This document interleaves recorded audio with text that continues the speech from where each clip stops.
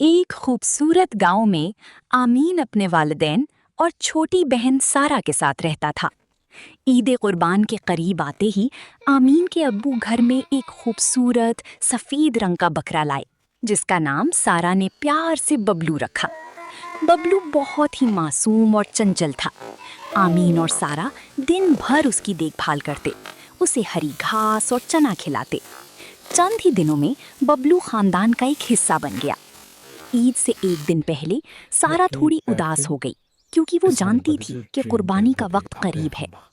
आमीन के अब्बू ने दोनों बच्चों को पास बिठाया और मोहब्बत से समझाया, बच्चों, ईद कुर्बान हमें हज़रत इब्राहीम अलैहिस्सलाम की कुर्बानी और अल्लाह की रज़ा के लिए अपनी प्यारी चीज़ शेयर करने का दर्स देती है।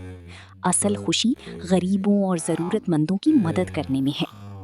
ईद के दिन कुर्बानी के बाद आमीन और सारा ने अपने हाथों से गोश्त के पैकेट बनाए और मोहल्ले के गरीब बच्चों और ज़रूरतमंदों में तकसीम किए। जब उन्होंने उन बच्चों के चेहरों पर मुस्कुराहट देखी तो उनका दिल सच्ची खुशी से भर गया।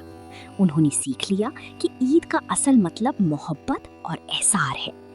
Happy Eid in advance.